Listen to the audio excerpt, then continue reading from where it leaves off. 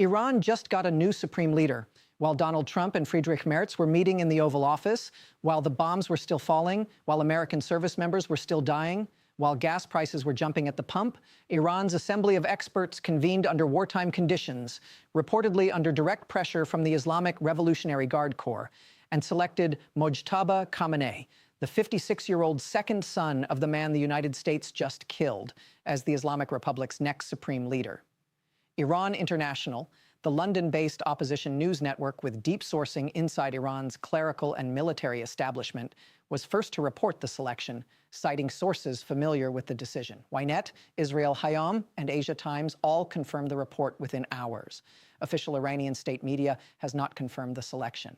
No formal announcement has been made from the Assembly of Experts building in Qom, the same building that Israel struck with an airstrike on March 3rd, though Iranian media reported the chamber was empty at the time.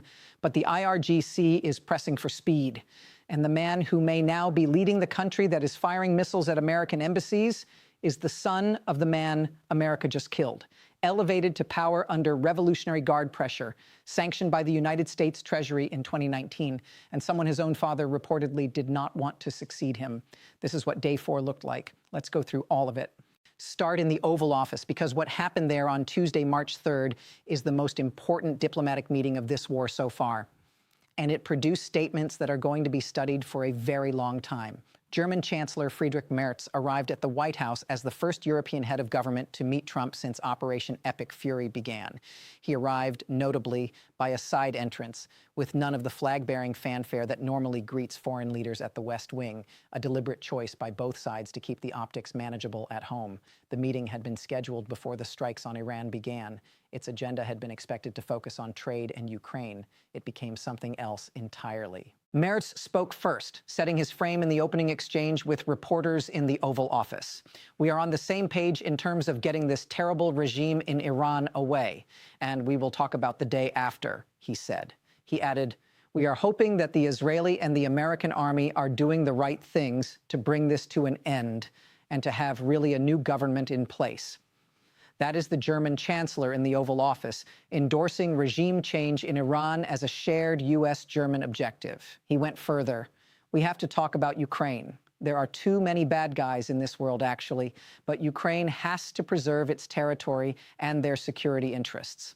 And on the question of a potential Russia-Ukraine peace deal, Merz told reporters afterward that he had made Germany's position explicit. We are not ready to accept an agreement that will be concluded over our heads. Europe would not accept a deal struck between Trump and Putin without European participation. Those were his words, confirmed by Reuters, CP24, and The Globe and Mail. Trump, for his part, was effusive about Germany and sharp about everyone else. He confirmed that Germany is allowing U.S. forces to use military assets for the operation. They're letting us land in certain areas, and we appreciate it, and they're just making it comfortable. We're not asking them to put boots on the ground. He called Merz an excellent leader and drew a pointed contrast with former Chancellor Angela Merkel, with whom he had constant public friction. He praised Germany for meeting NATO spending targets and drew an immediate contrast with Spain, which he described as having absolutely nothing that we need, and with Britain, about whom he said, "This is not Winston Churchill we're dealing with." He said Germany's cooperation showed what allied behavior should look like. And then Trump said something that deserves its own paragraph, because it directly contradicts his own Secretary of State's sworn public testimony from 48 hours earlier. When Secretary of State Marco Rubio testified publicly on Monday that the U.S. launched the strikes because we knew that there was going to be an Israeli action and feared Iranian retaliation against U.S. forces, meaning the imminent threat was hypothetical, anticipatory, and explicitly triggered by an ally, Trump sat in the Oval Office on Tuesday and said something completely different. He said he ordered the attack because he had a feeling that Iran would strike first as nuclear negotiations stalled. And then he said this: "If anything, I might have forced Israel's hand, not Israel forcing America's hand, America forcing Israel's hand. Those are mutually exclusive accounts of the same decision to go to war." Rubio said Israel was going to attack regardless, and America jumped in to reduce casualties. Trump said he had a feeling and may have been the one who pushed Israel to act. Jeff Rathke, president of the American-German Institute, assessed the meeting plainly. I don't think Trump gave an answer that would reassure Germany or other European allies about what the U.S. vision is for Iran's future and the U.S. capacity to deliver that. There's one more Oval Office exchange that tells you everything about where this war actually stands strategically. A reporter asked Trump about who could lead Iran once the military campaign concludes. Trump said, most of the people we had in mind are dead. Now we have another group, they may be dead also, based on reports. So you have a third wave coming. Pretty soon we're not going to know anybody. He ruled out Reza Pahlavi, the exiled son of the last Shah, who has been positioning himself for a return from his home in the Washington area, saying, it would seem to me that somebody from within maybe would be more appropriate. Somebody that's there, that's currently popular, if there is such a person. That qualification, if there is such a person, is the most honest thing said in the Oval Office on Tuesday. The U.S. government does not know who it wants to run Iran. The people it had in mind are being killed faster than replacements can be identified. Which brings us back to Mojtaba Khamenei. He is 56 years old. He is a mid-ranking cleric, a Hojat al-Islam, a rank below the Grand Ayatollah designation that the Islamic Republic's constitution does not actually require for the Supreme Leader position, a precedent set by his father in 1989. He has never held a formal government position. He taught Shiite theology at a seminary in Qom. For more than 27 years, he operated entirely behind the scenes as his father's most powerful gatekeeper, managing the IRGC's political relationships, overseeing the Basij paramilitary, allegedly engineering election outcomes, and according to a Bloomberg investigation published in January 2026, operating a secret financial network, including real estate holdings in London and Dubai, managed through intermediaries in multiple countries. The U.S. Treasury Department sanctioned him in 2019, saying he represented the Supreme Leader and had been delegated authority over the security apparatus despite holding no official title.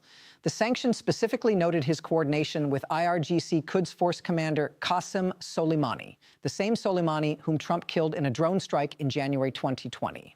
According to Israel Hayom, the New York Times reported that Mojtaba was not among the 3 candidates that Khamenei himself had shortlisted in case of his assassination.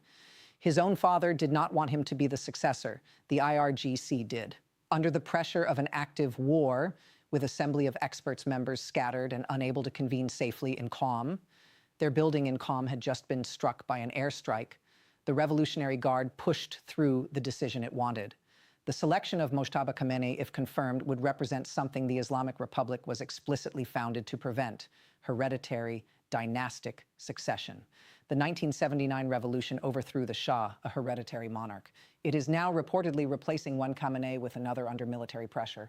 In Tehran, CNN reported videos circulated on social media of residents chanting "Death to Mojtaba" from their apartments. The same form of protest, the same window-based dissent that fueled the uprising Iran's security forces killed thousands to suppress last year.